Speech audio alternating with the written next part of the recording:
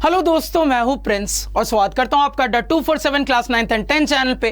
तो हम class 10th में टर्म 2 के लिए अपने केस बेस्ड क्वेश्चंस की एक सीरीज देख रहे थे और इस सीरीज में ऑलरेडी हमने 4 लेक्चर्स देख लिए हैं और ये वाला लेक्चर हमारे सीरीज का 5वां लेक्चर होगा।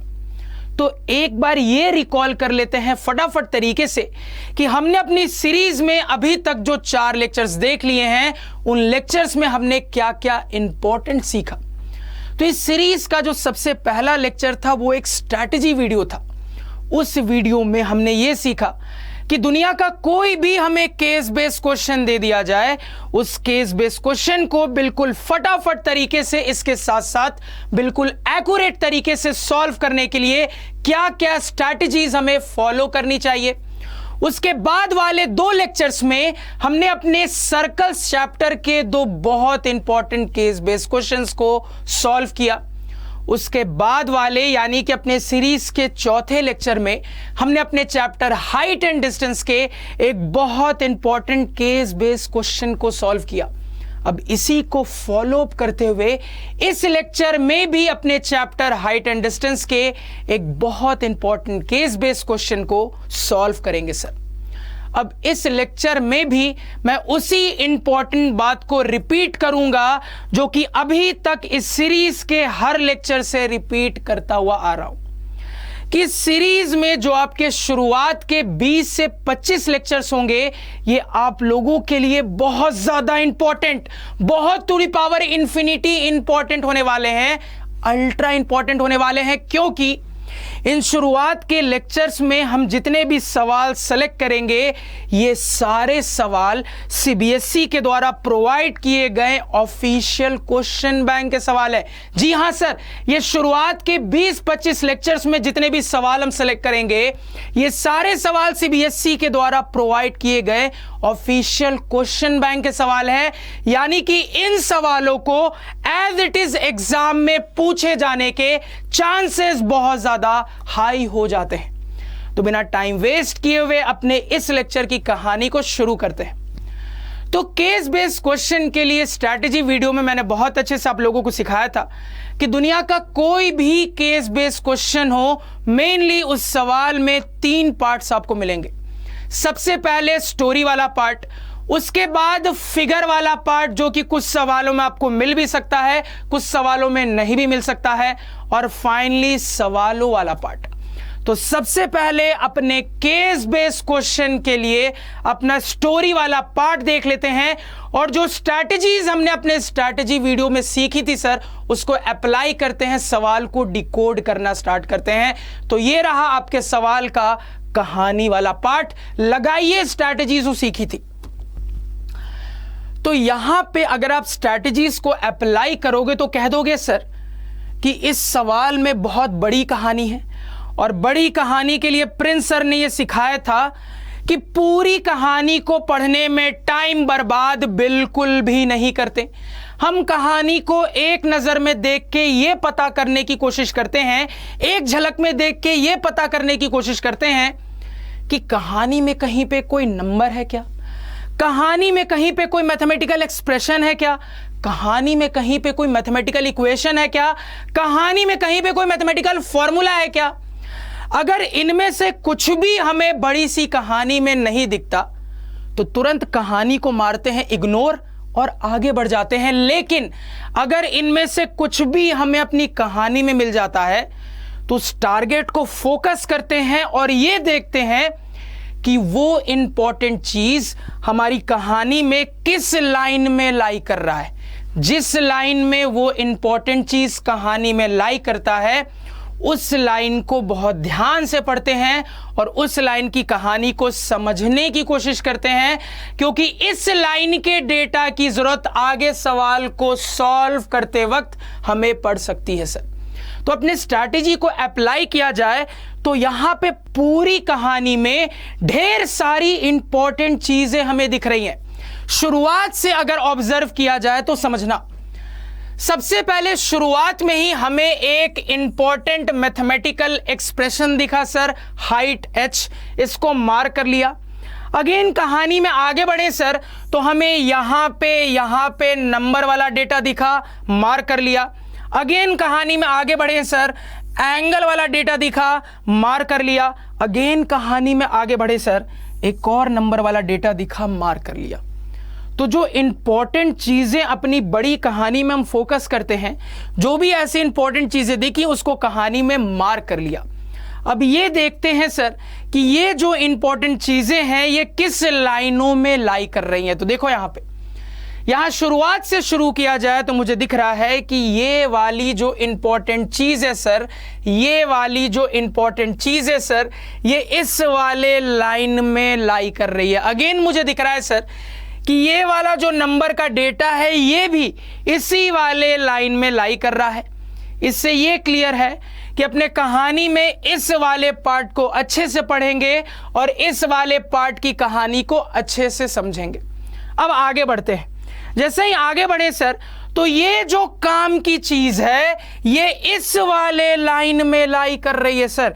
ये काम का डेटा इस वाले लाइन में लाई कर रहा है। इससे ये क्लियर होता है सर कि इस वाले लाइन की कहानी को भी बिल्कुल ध्यान से पढ़ेंगे और अच्छे से समझेंगे। फाइनली इस वाले डेटा को देखें तो समझ में आ रहा है सर कि ये वाला जो डेटा है, ये वाला डेटा इस वाली लाइन में लाई कर रहा है। यानी ये क्लियर है कि इस वाले लाइन को भी, इतने पार्ट को भी हमें अच्छे से पढ़ना पड़ेगा और अच्छे से समझना पड़ेगा। तो कुल मिला के इस कहानी में कुछ इंटरेस्टिंग हुआ। इंटरेस्टिंग ये हुआ कि हमने जब अपनी स्ट्रैटेजी लगाई तो कोइंसिडेंटली यहां पे ऐसा हो गया कि पूरी कहानी ही पढ़ने की जरूरत है सर, क्योंकि ये जो पूरी कहानी है ये कुल मिला के 3 लाइनों में बटी हुई है। ये पूरी कहानी 3 लाइनों में बटी हुई है और यहां पे कोइंसिडेंटली ऐसा हो जा रहा है सर कि मुझे तीनों ही लाइनों को अच्छे से पढ़ना पड़ेगा, अच्छे से समझना पड़ेगा। यानी कि कोइंसिडेंटली, ऐसा बहुत कम होता है लेकिन यहां पे हो गया कि कोइंसिडेंटली मुझे अपने पूरी ही कहानी को अच्छे से पढ़ना पड़ेगा। इतना सभी को क्लियर हुआ? बिल्कुल क्लियर होना चाहिए। अब साइड बाय साइड मुझे अपने इस केस बेस्ड क्वेश्चन के लिए फिगर भी दिख रहा है सर। ये फिगर सवाल ने हमें प्रोवाइड कर दिया है। अब फिगर वाले पार्ट के लिए मैंने आपको सिखाया था कि किसी भी केस बेस्ड क्वेश्चन में जो फिगर वाला पार्ट होता है वो बहुत इंपॉर्टेंट होता है। उसको कभी भी स्किप मत करिएगा। फिगर वाले पार्ट को बिल्कुल ध्यान से देखिएगा और समझने की कोशिश करिएगा कि फिगर में क्या क्या आपको गिवन है, क्या क्या पूछा जा रहा है। तो हमने यहां पे अपने फिगर वाले पार्ट को भी बहुत ध्यान से देखा और चीजों को ऑब्जर्व करने की कोशिश की। अब क्या करेंगे? अब सवालों पे जाने से पहले अपने कहानी को और फिगर को साइड बाय साइड एक साथ देखते हैं और चीजों को डिकोड करते हैं, इंफॉर्मेशन को डिकोड करते हैं, यह समझने की कोशिश करते हैं कि क्या क्या कहानी गिवन है। तो अब ध्यान से सुनिएगा, बिल्कुल ध्यान से, क्योंकि अब जितना भी मैं बोलने वाला हूं सर, जितना भी अब मैं बोलूंगा ये आप लोगों के लिए बहुत ज्यादा इंपॉर्टेंट होने वाला है, क्योंकि अब फाइनली सवाल का डिस्कशन स्टार्ट हो चुका है। तो ध्यान से सुनना। तो सबसे पहले अपनी इस पूरी कहानी में, पूरी स्टोरी में इस पहले वाले लाइन को पढ़ते हैं सर और इस पहले वाले लाइन के लिए चीजों को समझते हैं। तो बोला जा रहा है कि a satellite flying eight height h is watching the top of 2 tallest mountains in Uttarakhand and Karnataka, them being Nanda Devi height 7816 meter and Mulyanagiri height 1930 meter। अब इस बात को बारी बारी से डिकोड करते हैं, ध्यान से सुनिएगा। सबसे पहले ऊपर वाली लाइन में बोला जा रहा है कि satellite is flying at a height h। तो बोला यह जा रहा है सर कि एक सैटेलाइट है जो कि हाइट h की ऊंचाई पे उड़ रहा है। बोला जा रहा है सर कि एक सैटेलाइट है जो कि हाइट h की ऊंचाई पे उड़ रहा है और फिगर में बाकायदा मुझे अपना सैटेलाइट दिख भी रहा है सर। मुझे दिख रहा है कि ये जो सैटेलाइट है ये हवा में उड़ रहा है। कितनी ऊंचाई पे उड़ रहा है सर? हाइट h की ऊंचाई पे उड़ रहा है। अब यहां पे बच्चों के दिमाग में सबसे पहला कंफ्यूजन ये आएगा कि सर इस सैटेलाइट की ये जो ऊंचाई गिवन है हाइट h, इसके लिए मेजरमेंट का रेफरेंस क्या लिया गया है?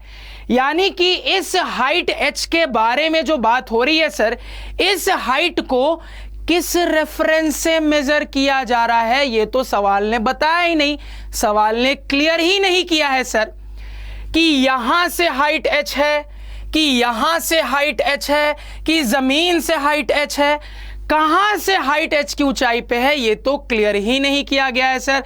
रेफरेंस क्लियर ही नहीं किया गया है तो क्या मान के चलेंगे? तो तुरंत यहां पे प्रिंस सर की आपको लेक्चर वाली बात रिकॉल होनी चाहिए।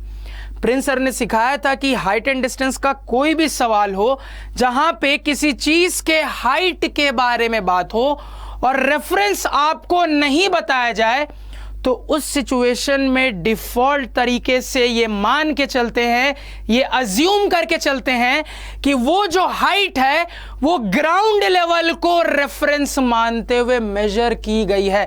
क्या मैंने आप लोगों को नहीं बताया था? बिल्कुल बताया था सर।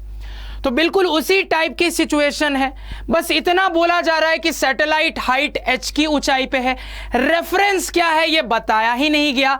तो अपने कंसेप्ट को अप्लाई करेंगे और डिफॉल्ट तरीके से ये मान के चलेंगे, ये अज्यूम करके चलेंगे कि ये जो हाइट की बात हो रही है ये ग्राउंड लेवल से मेजर हो रही है, यानी कि रेफरेंस का काम ग्राउंड लेवल कर रहा है।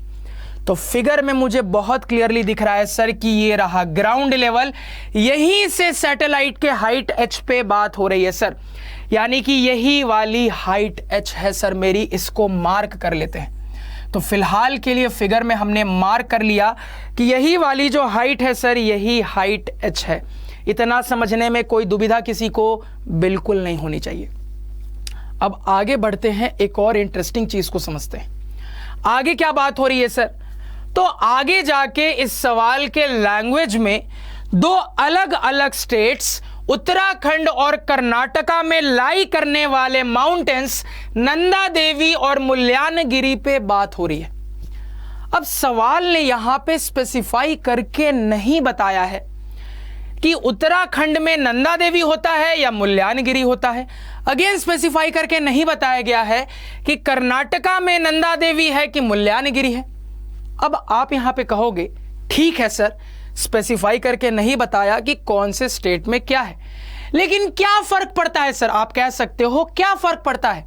फिगर में तो अच्छे तरीके से बता दिया गया है कि कौन सा माउंटेन नंदा देवी है, कौन सा माउंटेन मुल्यानगिरी है सर। तो क्या फर्क पड़ता है कौन से स्टेट में क्या है? फर्क पड़ता है स्टूडेंट्स। क्यों पड़ता है समझना। सवाल यहां पे अगर चाहे ना तो आपके साथ खेल सकता है। कैसे खेल लेगा समझना। हो सकता है आगे जाके सवाल आपसे ऐसे पूछ ले कि बताइए कर्नाटका में जो माउंटेन है उस माउंटेन की चोटी और सैटेलाइट के बीच की क्या दूरी है। सवाल हो सकता है आगे जाके आपको माउंटेन का नाम लेके सवाल ना पूछे, सवाल ऐसे पूछ ले कि बताइए कर्नाटका में जो माउंटेन है उस माउंटेन की चोटी, उस माउंटेन की पीक और सैटेलाइट के बीच की क्या दूरी है। अब जब तुमको यही क्लियर नहीं रहेगा कि किस स्टेट में कौन सा माउंटेन है, क्योंकि फिगर में तो सिर्फ माउंटेन का नाम लिखा है, किस स्टेट में क्या ये तो बताया नहीं गया है, तो तुम सवाल को सॉल्व ही नहीं कर पाओगे। तो बातें बहुत छोटी छोटी होती हैं, लेकिन ध्यान नहीं दोगे तो एग्जाम में गड़बड़ हो जाएगी। तो यहीं पे क्लियर करना जरूरी है कि किस स्टेट में कौन सा माउंटेन है। क्लियर करने के दो तरीके।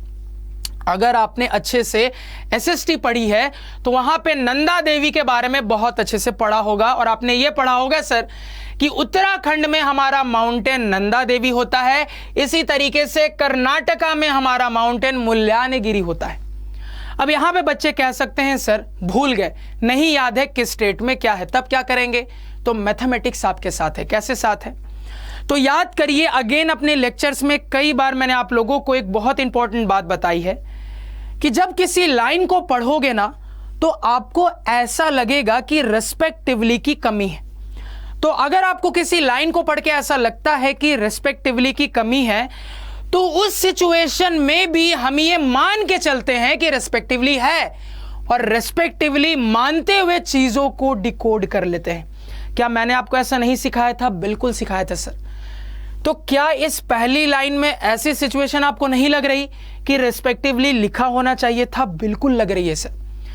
तो चूंकि ऐसी सिचुएशन लग रही है तो रेस्पेक्टिवली मानने में कोई दिक्कत नहीं है, रेस्पेक्टिवली ना होने के बावजूद हम ये अज्यूम करके चलेंगे कि है रेस्पेक्टिवली, और उस हिसाब से चीजों को डिकोड करेंगे, उस हिसाब से चीजों को डिकोड करेंगे सर। तो यहां पे कह देंगे ये पहला हो जाएगा, चर्चा में पहले आया है, ये दूसरा हो जाएगा, चर्चा में बाद में आया है। माउंटेन्स के केस में ये चर्चा में पहले आया, ये बाद में आया, तो पहले का कॉम्बो पहले के साथ, यानी कि सर उत्तराखंड में नंदा देवी है, यानी कि सर उत्तराखंड में नंदा देवी है। इसी तरीके से दूसरे का कॉम्बो दूसरे के साथ, यानी कि सर कर्नाटका में मुल्यानगिरी है, यानी कि सर कर्नाटका में मुल्यानगिरी है। अब आपको क्लियर है कि कौन से स्टेट में क्या है। तो अगर सवाल ऐसे भी पूछता कि बताइए कि उत्तराखंड में जो सबसे ऊंची माउंटेन है, उस माउंटेन की पीक और सैटेलाइट के बीच में क्या डिस्टेंस है, तो आपको कोई दिक्कत नहीं है, क्योंकि आपको पता है कि उत्तराखंड में नंदा देवी है, यानी कुल मिला के ये मेरे माउंटेन की पीक है, तो इस पीक और सैटेलाइट के बीच की डिस्टेंस पूछी जा रही है सर। अब पूरी क्लैरिटी है, तो हर छोटी छोटी चीज क्लियर होनी चाहिए, क्योंकि सवाल कहीं पे भी आपको फंसा सकता है। तो यहां पे हमने इतनी कहानी समझ ली, और क्या समझने के लिए कहानी है, ध्यान से सुनना। तो मुझे अपने दोनों ही माउंटेन्स नंदा देवी और मुल्यानगिरी की हाइट्स बता दी गई है, और ये हाइट्स मीटर में बताई गई है। बोला जा रहा है सर कि नंदा देवी माउंटेन की हाइट है 7816 मीटर और मुल्यानगिरी माउंटेन की हाइट है 1930 मीटर। अब समझना, तो यहां पे इस डेटा को देख के क्लियर हो रहा है कि नंदा देवी मुल्यानगिरी के कंपैरिजन में ज्यादा ऊंचा माउंटेन है। मुझे बहुत अच्छे से क्लियर हो रहा है, ये डेटा बड़ा है, ये डेटा छोटा है, यानी कुल मिला के नंदा देवी मुल्यानगिरी के कंपैरिजन में ज्यादा ऊंचा माउंटेन है। और ये वाली बात फिगर को देख के जस्टिफाई भी होती है। मुझे पता है नंदा देवी मुल्यानगिरी के कंपैरिजन में ज्यादा ऊंचा माउंटेन है, फिगर में ये दिख भी रहा है सर कि नंदा देवी ऊंचा है, कंपैरेटिवली मुल्यानगिरी क्या है सर, हाइट में कम है सर। प्रॉपर तरीके से हाइट्स गिवन है। अब देखो, अब यहां पे एक फंसाने वाली बात, कैसे बच्चे फंसेंगे समझना। तो दोनों माउंटेन्स की हाइट गिवन है। सबसे पहले मान लो नंदा देवी की हाइट की बात करते हैं, हाइट गिवन है 7816 मीटर। तो अब यहां पे बहुत सारे बच्चों के दिमाग में यह कंफ्यूजन आ सकता है कि सर ये रहा मेरा माउंटेन नंदा देवी, इसकी हाइट गिवन है, तो फिगर के मुताबिक ज्योमेट्रिकली हाइट माने किसको, इस डिस्टेंस को हाइट माने, इस लेंथ को हाइट माने, या इस लेंथ को हाइट माने, इस लेंथ को हाइट माने, या इस लेंथ को, कुल मिला के यही पूरा का पूरा माउंटेन है नंदा देवी। तो ये जो नंदा देवी की हाइट गिवन है, फिगर के मुताबिक हाइट माने किसको, हाइट कैसे रिप्रेजेंट करे, इससे हाइट रिप्रेजेंट करे कि इससे करे, इससे करे कि इससे करे कि इससे करे, क्योंकि ये तो पूरा का पूरा ही माउंटेन नंदा देवी है। ऐसा कंफ्यूजन आ सकता है। तो इसका जवाब क्या होगा, तो याद करिए अगेन प्रिंस सर ने आपको ये सिखाया था कि किसी भी हाइट एंड डिस्टेंस के सवाल में अगर किसी माउंटेन के हाइट पे बात होती है तो उस हाइट को मेजर करने का, रिप्रेजेंट करने का क्या तरीका होता है सर, तो उस माउंटेन की जो पीक होती है, उस माउंटेन की जो चोटी होती है, उस चोटी से एक परपेंडिकुलर जमीन तक, ग्राउंड लेवल तक ड्रॉप कर देते हैं। यही जो परपेंडिकुलर लेंथ होती है, ये मेरे माउंटेन की हाइट को रिप्रेजेंट करती है। क्या प्रिंस सर ने ये नहीं सिखाया था? बिल्कुल सिखाया था। कंसेप्ट को अप्लाई करोगे तो तुरंत यहां पे कह दोगे, कंसेप्ट को अप्लाई करके तुरंत यहां पे कह दोगे कि इस फिगर में दिख रहा है सर कि मेरा ये जो माउंटेन है नंदा देवी, इसकी चोटी क्या है सर, इसका पीक क्या है सर, तो कह दोगे मेरे माउंटेन का यही है पीक, यही है सर पीक। तो पीक से ग्राउंड लेवल पे एक परपेंडिकुलर ड्रॉप कर देंगे और यही परपेंडिकुलर लेंथ मेरे माउंटेन के हाइट को रिप्रेजेंट करेगा। यानी एक्चुअली में आपके नंदा देवी की ये जो हाइट गिवन है, ये फिगर के मुताबिक ये वाली हाइट है। बिल्कुल यही कंसेप्ट अपने माउंटेन मुल्यानगिरी के लिए भी अप्लाई करेंगे सर। यानी कि यहां पे भी हाइट क्या हो जाएगा, कैसे रिप्रेजेंट होगा सर, तो मेरे माउंटेन मुल्यानगिरी की पीक क्या है सर, तो यही वाला पॉइंट पीक रिप्रेजेंट कर रहा है सर। तो पीक से ग्राउंड लेवल पे एक परपेंडिकुलर को ड्रॉप कर देंगे सर, तो ये जो परपेंडिकुलर की लेंथ हो जाएगी, यही लेंथ मेरे माउंटेन मुल्यानगिरी की हाइट यानी कि 1930 मीटर को रिप्रेजेंट करेगी। इतना समझने में कोई दिक्कत नहीं होनी चाहिए। तो अब जाके हमने प्रॉपर तरीके से पहले वाले लाइन को डिकोड कर लिया। अब आते हैं दूसरे वाले लाइन में, दूसरे वाले लाइन की कहानी पढ़ते हैं, ध्यान से सुनिएगा। दूसरे लाइन में बोला जा रहा है कि the angles of depression from the satellite to the top of Nanda Devi and Mullayanagiri are 30 degree and 60 degree respectively. तो ध्यान से सुनना, सेकेंड लाइन में क्या कहानी हो रही है। तो सेकेंड लाइन में एंगल ऑफ डिप्रेशन पे बात हो रही है और फिगर को देख के ये क्लियर भी होता है कि एंगल ऑफ डिप्रेशन की कहानी क्यों बन रही है, कैसे बन रही है, समझिएगा, ध्यान से सुनिएगा। देखो, तो शुरुआत में ये बोला जा रहा है सर कि सैटेलाइट से माउंटेन्स के टॉप के लिए एंगल ऑफ डिप्रेशन फलाना डिग्री और फलाना डिग्री है। बोला ये जा रहा है सर कि सैटेलाइट से मेरे माउंटेन्स के टॉप के लिए एंगल ऑफ डिप्रेशन फलाना और फलाना डिग्री है। तो सैटेलाइट से इस लफ्ज को मैथमेटिकली डिकोड करेंगे तो ये कह देंगे कि सैटेलाइट से कहानी है, यानी कि हम ये अज्यूम करेंगे कि मेरा जो ऑब्जर्वर है वो सैटेलाइट में है। तो ये अज्यूम करेंगे कि मेरा जो ऑब्जर्वर है वो सैटेलाइट में है। तो ऑब्जर्वर कहां है सर? सैटेलाइट में। अब क्या मेरे ऑब्जर्वर के डायमेंशंस पे बात हुई कि ऑब्जर्वर कितना लंबा है, कितना चौड़ा है, कितना मोटा है? नहीं सर। अब चूंकि ऑब्जर्वर के डायमेंशंस पे बात नहीं हुई है तो जो कंसेप्ट सिखाया था उसको अप्लाई करेंगे तो तुरंत कह देंगे सर कि ऑब्जर्वर को एक पॉइंट ऑब्जर्वर की तरह ट्रीट करेंगे। इसी वजह से यहां पे अपने सैटेलाइट को या फिर कह लो अपने ऑब्जर्वर को इस पॉइंट F से रिप्रेजेंट किया जा रहा है। तो ऑब्जर्वर कहां पे है? क्लियर है। तो लैंग्वेज में बोला जा रहा था सैटेलाइट से माउंटेन्स के टॉप के लिए। अब माउंटेन्स के टॉप के लिए इसका मतलब यह है सर कि इस वाले माउंटेन का ये टॉप है, इस वाले माउंटेन का ये टॉप है। तो माउंटेन्स के टॉप के लिए एंगल ऑफ डिप्रेशन का डेटा गिवन है। इसी बात को मैथमेटिकली मैं ऐसा समझूंगा कि यही जो माउंटेन्स के टॉप है ना सर, यही जो माउंटेन्स के टॉप है, यही जो पॉइंट्स हैं, ये मेरे ऑब्जेक्ट का काम कर रहे हैं। यही पॉइंट्स मेरे ऑब्जेक्ट का काम कर रहे हैं। तो ऑब्जर्वर कहां है, ऑब्जेक्ट कहां है, ये क्लियर है। अब कंसेप्ट ये हम जानते हैं, कंसेप्ट ये कहता है सर सिंपल लफ्जों में कि अगर ऑब्जर्वर नीचे देखे सर तो एंगल ऑफ डिप्रेशन की कहानी बनेगी, अगर ऑब्जर्वर ऊपर देखे सर तो एंगल ऑफ एलिवेशन की कहानी बनेगी।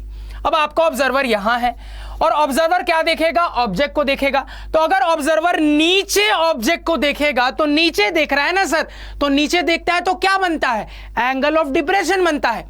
तो ये जो डिप्रेशन वाली बात बोली जा रही थी ये फिगर में बकायदा जस्टिफाई भी हो रही है सर। या इसी बात को प्रॉपर मैथमेटिकल तरीके से मैं ऐसा बोल सकता हूं कि ये रहा ऑब्जर्वर, यानी कि यही पॉइंट ऑब्जर्वर को रिप्रेजेंट कर रहा है। तो हमारे कंसेप्ट के हिसाब से इसी ऑब्जर्वर को रिप्रेजेंट करने वाले पॉइंट को हम कह देंगे ऑब्जर्वर की आंखें हैं। तो ऑब्जर्वर अपनी आंखों से सीधा देख लेगा तो हॉरिजॉन्टल लाइन मिल जाएगी। तो यहां से सीधा यही हो गई हमारी हॉरिजॉन्टल लाइन, समझना सर, यहां से सीधा यही हो गई हमारी हॉरिजॉन्टल लाइन सर। तो हॉरिजॉन्टल लाइन दिख गया सर यहां पे। और अगेन मुझे पता है कि ऑब्जर्वर वाले पॉइंट और ऑब्जेक्ट वाले पॉइंट को ज्वाइन कर लेते हैं तो लाइन ऑफ साइट मिल जाता है। तो इस तरफ ये लाइन ऑफ साइट हो गया, इस तरफ ये लाइन ऑफ साइट हो गया सर यहां पे। तो मैथमेटिकली एंगल ऑफ डिप्रेशन के लिए कंसेप्ट ये कहता है कि अगर मेरा ऑब्जेक्ट हॉरिजॉन्टल से नीचे होता है, अगर मेरा ऑब्जेक्ट ऑब्जर्वर वाले हॉरिजॉन्टल लेवल से नीचे की तरफ होता है तो एंगल ऑफ डिप्रेशन की कहानी बनती है। और ऐसा यहां फिगर में दिख भी रहा है सर कि ये मेरी हॉरिजॉन्टल लाइन है जहां पे ऑब्जर्वर है और इससे नीचे की तरफ ऑब्जेक्ट है, यानी कि एंगल ऑफ डिप्रेशन की कहानी बनेगी। तो बहुत ही क्लियर तरीके से फिगर को देख के ये जस्टिफाई होता है कि क्यों एंगल ऑफ डिप्रेशन की कहानी बन रही है। अब यहां पे मेनली फंसाने वाली चीज क्या है समझना। तो मेनली यहां पे फंसाने वाली चीज ये एंगल ऑफ डिप्रेशन का डेटा है। क्यों ये फंसाने वाला है समझना। फंसाने वाला ये इसलिए है सर क्योंकि यहां पे इस दूसरी लाइन में ये क्लियर कट तरीके से नहीं बताया गया है, ये क्लियर कट तरीके से नहीं बोला गया है कि किस माउंटेन के लिए कौन सा एंगल ऑफ डिप्रेशन का डेटा है। नंदा देवी के लिए 30 डिग्री है या फिर 60 डिग्री है, मुल्यानगिरी के लिए 30 डिग्री है कि 60 डिग्री है, क्लियर कट तरीके से नहीं बताया गया है। तो क्या करें सर, हम तो अटक गए। बिल्कुल नहीं अटके, क्योंकि आपके मदद के लिए आपको यहां पे रेस्पेक्टिवली दिख रहा है। कंसेप्ट लगाइए रेस्पेक्टिवली का, तुरंत यहां पे कंसेप्ट लगाओगे तो कह दोगे सर कि चर्चा में पहले नंदा देवी आया यानी कि ये नंबर 1 हो जाएगा, बाद में मुल्यानगिरी आया यानी कि ये नंबर 2। सर डिग्री में चर्चा में ये पहले आया, ये बाद में आया सर, तो पहले का कॉम्बो पहले के साथ यानी कि नंदा देवी के साथ कॉम्बो जाएगा 30 डिग्री का। इससे ये क्लियर हो रहा है सर कि नंदा देवी के लिए एंगल ऑफ डिप्रेशन की कहानी 30 डिग्री है। अगेन ये क्लियर हो रहा है सर, दूसरे का कॉम्बो दूसरे के साथ यानी कि मुल्यानगिरी के लिए एंगल ऑफ डिप्रेशन की कहानी 60 डिग्री है सर। अब देखो एक और तरीके से हम ये क्लियर कर सकते हैं कि किसके लिए 30 है किसके लिए 60 है। एक और तरीके से कैसे क्लियर करेंगे सर, जब ये वाले फिगर पे आऊंगा तब वहां पे समझाऊंगा कि एक और तरीके से कैसे पता करेंगे कि कौन सा एंगल ऑफ डिप्रेशन किस माउंटेन के लिए है। ठीक है सर, जब इस वाले फिगर पे आएंगे तब एक और तरीका बताऊंगा। तो यहां पे कुल मिला के दूसरी लाइन को भी डिकोड कर लिया। अब ये जो आखिरी लाइन है ना, ये इस सवाल को बहुत ज्यादा इंटरेस्टिंग और बहुत ज्यादा इंपॉर्टेंट बना देती है।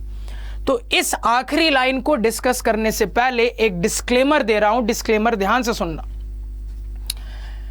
इस सवाल को जब आप सीबीएसई के ऑफिशियल क्वेश्चन बैंक में ढूंढेंगे और आगे आने वाले सवालों का सलूशन देखेंगे तो आप ये पाएंगे कि बहुत सारे सवालों का गलत सलूशन सीबीएसई ने प्रिंट करके दे दिया है। अगेन इस सवाल को अगर आप गूगल सर्च करेंगे, कहीं पे भी सर्च करेंगे, तो मैं आपको गारंटी देता हूं, ताली ठोक के बोलता हूं कि इस सवाल का 100% कंप्लीट सही सलूशन कहीं आपको नहीं मिलने वाला है।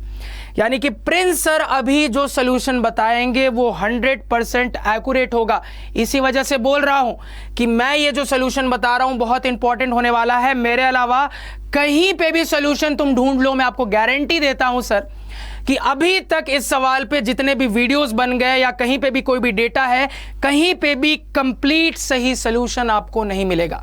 यानी प्रिंस सर के द्वारा प्रोवाइडेड ये सलूशन आप लोगों के लिए बहुत इंपॉर्टेंट होने वाला है, क्योंकि प्रिंस सर जो आपको सलूशन बताएंगे बिल्कुल एक्यूरेट सलूशन यहां पे बताएंगे, सब कुछ सही बताएंगे। तो अब ध्यान से सुनिएगा, डिस्क्लेमर खत्म होता है, तीसरी लाइन को डिकोड करना स्टार्ट करते हैं। अब समझना यहां पे सर, तीसरी लाइन को एक बार पढ़ के देखते हैं। बोला जा रहा है कि if the distance between the peaks of the two mountains, if the distance between the peaks of the two mountains is 1937 kilometer and the satellite is vertically above the midpoint of the distance between the two mountains, तो कुल मिला के तीसरी line को पढ़ के ये समझ में आ रहा है सर कि यहां पे मेनली 2 टाइप के डिस्टेंस पे चर्चा है। कौन कौन से 2 टाइप के समझना। तो पहली चर्चा वाला डिस्टेंस है distance between the peaks of the two mountains. यानी कि इसको पढ़ के मुझे यह समझ में आता है कि यहां पे बोला जा रहा है कि दोनों पहाड़ों के जो पीक हैं, दोनों पहाड़ों की जो चोटियां हैं, उनके बीच का डिस्टेंस। तो फिगर में अगर ऑब्जर्व करें सर, तो इस वाले पहाड़ की यह चोटी है, इस वाले पहाड़ की ये चोटी है, ये पीक है सर। बोला जा रहा है दोनों पहाड़ों के बीच, दोनों पहाड़ों के चोटियों के बीच के डिस्टेंस।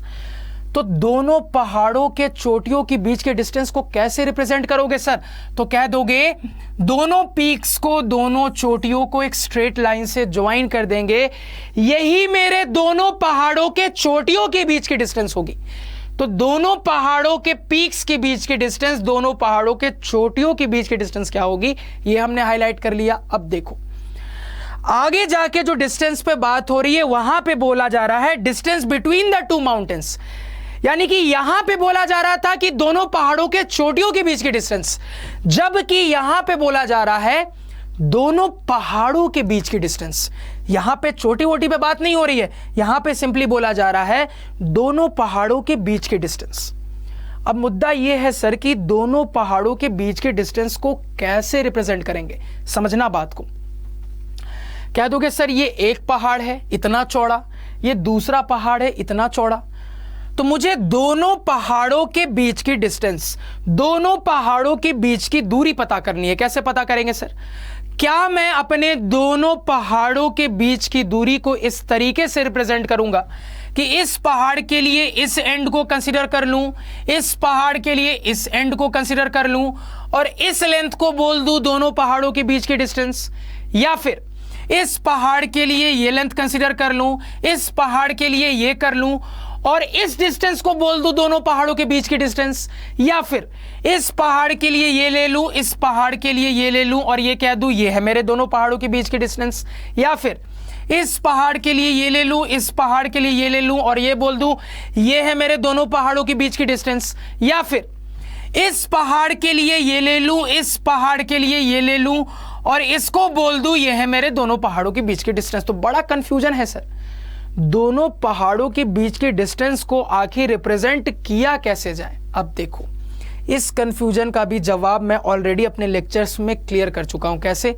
समझना बात को? देखो, मैंने आपको बताया था sir, height and distance chapter में कोई भी स्ट्रक्चर आ जाए, कोई बिल्डिंग आ जाए सर, कोई टावर आ जाए, कोई पहाड़ आ जाए, कोई लाइट हाउस आ जाए, कोई भी स्ट्रक्चर आ जाए सर, अगर किसी भी स्ट्रक्चर की बात होती है और फिगर में आपको स्ट्रक्चर को प्रॉपर तरीके से दिखाया जाता है, यानी कि लंबाई चौड़ाई सब दिखा दे फिगर में, तो क्या वही फिगर एक्यूरेट होता है? बिल्कुल नहीं सर। मैंने आपको सिखाया था, कभी भी किसी 3 डायमेंशनल स्ट्रक्चर को हाइट एंड डिस्टेंस के फिगर में बनाया जाता है तो आप सवाल पढ़ के ये जज करते हो कि सवाल में उस स्ट्रक्चर के लिए कौन से डायमेंशन पे बात हुई है। उस स्ट्रक्चर के लिए सवाल में जिस डायमेंशन पे बात होती है, हम अपने स्ट्रक्चर को एक्चुअल तरीके से सिर्फ और सिर्फ उसी डायमेंशन से रिप्रेजेंट करते हैं। क्या मैंने ये नहीं सिखाया था? बिल्कुल सिखाया था। तो इस कंसेप्ट को अप्लाई करोगे तो पहाड़ में किस डायमेंशन पे बात हो रही है कह दोगे सर, पहाड़ के लिए पूरे सवाल के लैंग्वेज में सिर्फ उन पहाड़ों के हाइट वाले डायमेंशन के लिए बात हो रही है। इससे ये क्लियर हो रहा है कि सवाल कंफ्यूज करेगा, कंफ्यूज नहीं होना है सर। चूंकि हाइट वाले डायमेंशन पे बात हो रही है, इसी वजह से अपने पहाड़ को सिर्फ और सिर्फ हाइट वाले डायमेंशन से ही रिप्रेजेंट करेंगे, यानी कि इस चौड़ाई का कोई मतलब ही नहीं रह जाता है। यानी ये वाला पहाड़ एक्चुअली कैसे रिप्रेजेंट होगा, यानी ये वाला पहाड़ एक्चुअली ऐसे रिप्रेजेंट होगा, सिंपली इस हाइट से। इसी तरीके से ये वाला पहाड़ कैसे रिप्रेजेंट होगा, तो ये वाला पहाड़ एक्चुअली सिंपली इस हाइट से रिप्रेजेंट होगा। यानी कि ये जो काला पोर्शन है ये बेकाम का है, इसका कोई यूज नहीं है। यानी कि समझना, सवाल फंसाएगा, फंसने का नहीं सर। समझ गया बात को? तो पहाड़ एक्चुअली में कैसे रिप्रेजेंट हो रहा है ये हमें क्लियर हो गया है। अब पहाड़ कैसे रिप्रेजेंट हो रहा है ये क्लियर हो गया, तो ये समझ में आ रहा है कि ये मेरा पहाड़ है नंदा देवी, ये पहाड़ है मेरा मुल्यानगिरी। तो दोनों पहाड़ों के बीच की क्या डिस्टेंस है कह दोगे सर, यही तो है मेरे दोनों पहाड़ों के बीच की डिस्टेंस। तो अब मुझे क्लियर हो चुका है कि सवाल में ये जो दोनों पहाड़ों के बीच की डिस्टेंस पे चर्चा हो रही थी, ये डिस्टेंस एक्चुअली में है क्या और रिप्रेजेंट कैसे करना है सर। तो बोला ये जा रहा है कि दोनों पहाड़ों के बीच की जो डिस्टेंस है इसका कुछ ना कुछ मिड पॉइंट होगा। सही बात है सर। तो इस लेंथ का क्या मिड पॉइंट होगा? मान लो मिड पॉइंट यहां कहीं पे है सर, मान लो मिड पॉइंट यहां कहीं पे है सर। तो बोला जा रहा है कि दोनों पहाड़ों के बीच की डिस्टेंस का जो मिड पॉइंट है, इसी मिड पॉइंट से वर्टिकली ऊपर की तरफ आपका सैटेलाइट है। तो इसी मिड पॉइंट से वर्टिकली ऊपर की तरफ आपका सैटेलाइट है। तो ये बात बहुत क्लियरली मुझे अपने फिगर में दिख भी रही है कि इस लेंथ का ये जो मिड पॉइंट है, इसी मिड पॉइंट से वर्टिकली ऊपर की तरफ मेरा सैटेलाइट प्लेस्ड है। यानी मैथमेटिकली यहां पे ये कह देंगे कि चूंकि इस वाले लेंथ का ये पॉइंट मिड पॉइंट है, यानी कि ये पार्ट और ये पार्ट इक्वल हो जाएंगे सर। चूंकि ये मिड पॉइंट है यानी कि ये पार्ट इक्वल हो जाएंगे सर।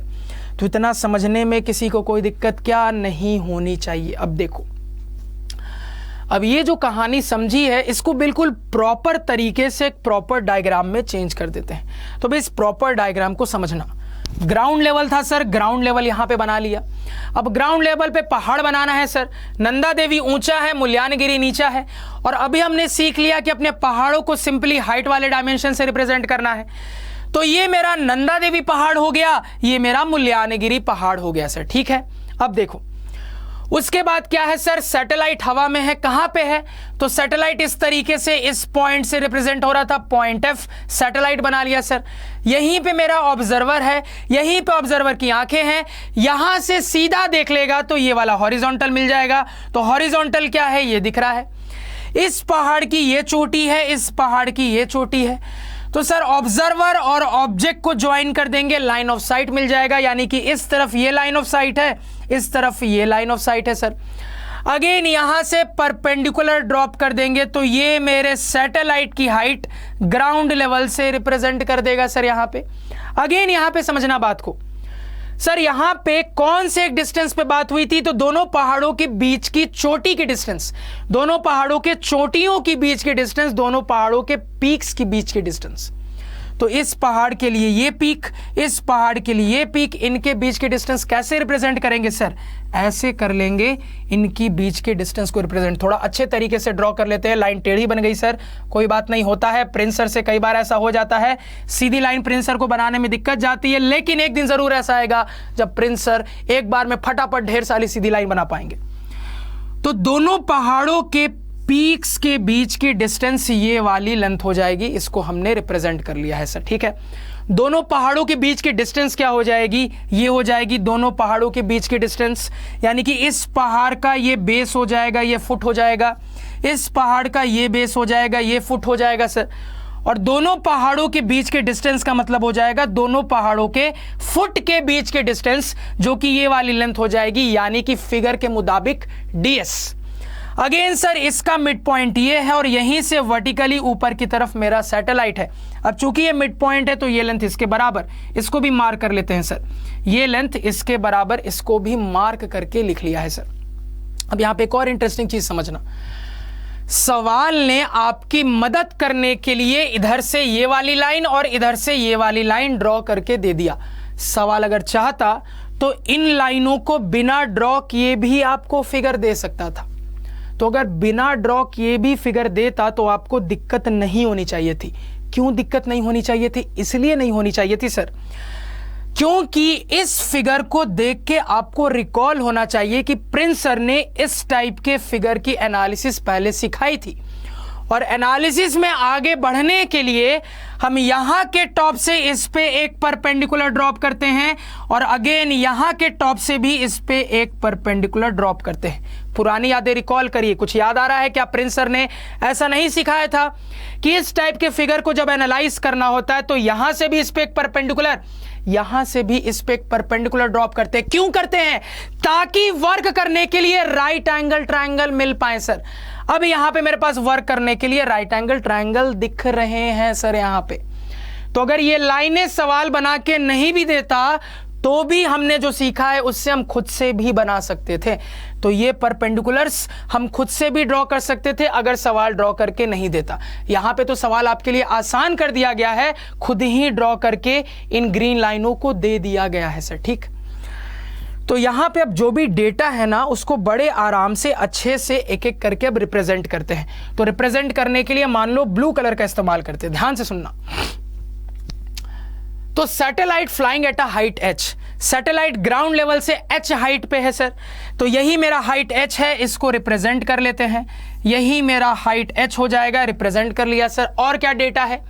दोनों पहाड़ों की हाइट रिप्रेजेंट कर लेते हैं। नंदा देवी की है 7816, तो यही मेरा ऊंचा वाला पहाड़ नंदा देवी है, इसकी हाइट है 7816 मीटर, 7816 मीटर। अब एक इंटरेस्टिंग चीज समझना, आप अगर यहां पे डेटा देखोगे तो कुछ नंबर वाला डेटा आपको मीटर में दिखेगा, कुछ किलोमीटर में दिखेगा। सही बात है सर।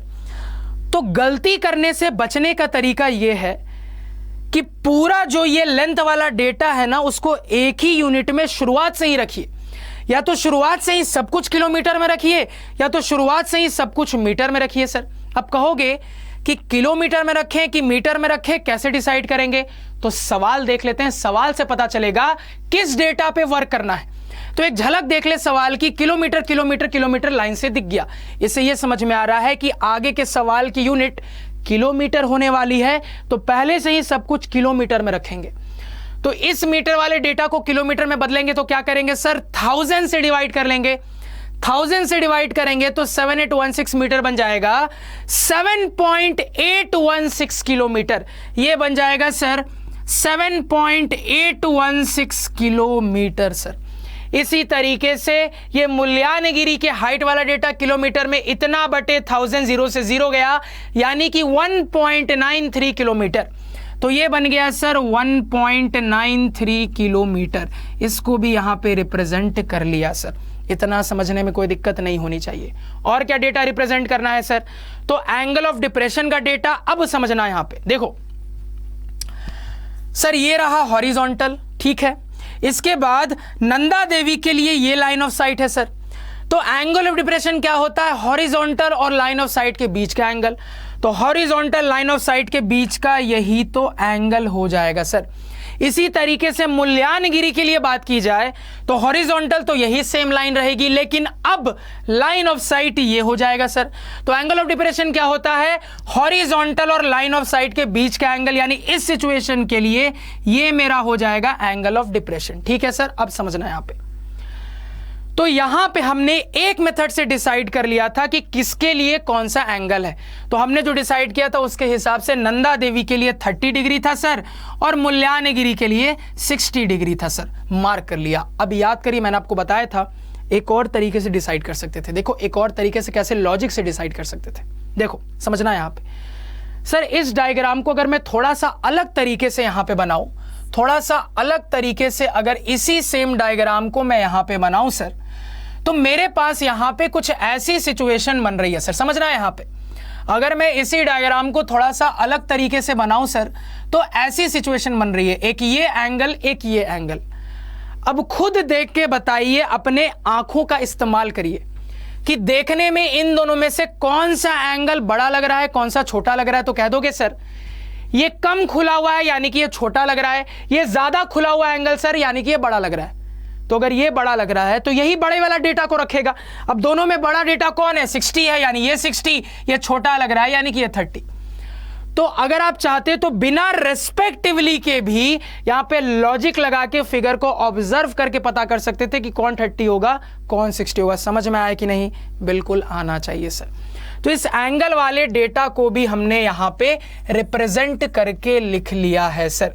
क्लियर है कहानी सभी को, बिल्कुल कहानी क्लियर होनी चाहिए। अब देखो यहां पे, तो ये कहानी क्लियर हो गई, यहां तक का डेटा रिप्रेजेंट कर लिया। अब आगे बढ़ते हैं, इस वाले डेटा पे आते हैं। अब ये डेटा क्या है सर, तो आपको बोला जा रहा है कि दोनों पहाड़ों के चोटियों के बीच की डिस्टेंस, दोनों पहाड़ों के पीक्स के बीच की डिस्टेंस है 1937 किलोमीटर। तो इस वाले पहाड़ की ये चोटी है सर, इस वाले पहाड़ की ये चोटी है, दोनों पहाड़ों के बीच की डिस्टेंस ये वाली लेंथ है सर, ये लेंथ है 1937 किलोमीटर। ये वाली पूरी लेंथ है 1937 किलोमीटर। अब समझना यहां पे, तो ये वाली लेंथ मुझे गिवन है, तो जितना भी डेटा गिवन था वो हमने हाईलाइट कर लिया। अब देखो, बिना सवाल पे जाए ऐसे ही मेरे दिमाग में हिट करता है कि भैया हमने, समझना बात को, समझना यहां पे बहुत ध्यान से। इस फिगर को अगर मैं थोड़ा सा अलग से बना दूं थोड़ी देर के लिए, इस फिगर को अगर मैं थोड़ी देर के लिए थोड़ा सा अलग से बना दूं, तो कुछ इंटरेस्टिंग यहां पे देखोगे। क्या इंटरेस्टिंग देखोगे, ध्यान से सुनना। क्या इंटरेस्टिंग देखोगे, ध्यान से यहां पे सुनना। तो सर अगर ये वाली लाइन नहीं होती तो फिगर कुछ ऐसा दिखता, और इस टाइप के फिगर की एनालिसिस ऑलरेडी हमने हाइट एंड डिस्टेंस में सीखी है। तो इस एनालिसिस से तुरंत आपके दिमाग में हिट करना चाहिए कि आगे जो भी सवाल आएंगे ना, उसमें जरूर किसी ना किसी तरीके से इस लेंथ की जरूरत पड़ने वाली है। तुरंत आपके दिमाग में यह हिट करना चाहिए कि आगे जो सवाल आएंगे उसमें किसी ना किसी तरीके से, किसी ना किसी सवाल में इस लेंथ की जरूर जरूरत पड़ेगी, क्योंकि इस टाइप के फिगर की एनालिसिस हमने ऑलरेडी की है। और उस एनालिसिस से मुझे याद है सर कि इस लेंथ की जरूरत पड़ती है। लेकिन ये लेंथ क्या है सर, आपके पहाड़ों के बीच की डिस्टेंस, और ये तो आपको प्रोवाइड ही नहीं किया गया है। आपको यहां पे दोनों पहाड़ों के चोटियों के बीच की डिस्टेंस प्रोवाइड की गई है, लेकिन दोनों पहाड़ों के बीच का डिस्टेंस तो प्रोवाइड ही नहीं किया गया है। अब आपको अपनी एनालिसिस से पता है कि इस डिस्टेंस की जरूरत पड़ेगी, लेकिन ये डेटा गिवन नहीं है, तो इसको निकालना पड़ेगा। अब मुद्दा ये है, इस डेटा को कैसे निकालेंगे? कुछ दिमाग लगा सकते हो क्या? यहां पे वीडियो को 1 मिनट पॉज करो, खुद सोचने की कोशिश करो, क्योंकि यहां पे जिस भी बच्चे ने अगर सोच के ये दिमाग लगा लिया ना कि ये वाली लेंथ कैसे निकालना है अवेलेबल डेटा की मदद से, मतलब समझ जाना कि जो Prince sir critical thinking expect करते हैं वो क्रिटिकल थिंकिंग धीरे धीरे आपकी डेवलप हो रही है। सोचो थोड़ी देर। तो यहां पे देखो आपका क्या जवाब आना चाहिए था, ध्यान से सुनना कि कैसे दिमाग लगा के इस लेंथ पे पहुंच सकते हैं। और इस लेंथ की कहानी बहुत इंटरेस्टिंग है, तो यहां पे अपना फोकस कंसंट्रेशन और बढ़ा लो। देखो सर, मुझे यहां पे समझ में आ रहा है कि इसको अगर मैं और आगे एक्सटेंड कर दूंगा, इसको अगर मैं और आगे एक्सटेंड कर दूंगा तो इस तरीके से एक्सटेंड हो जाएगा।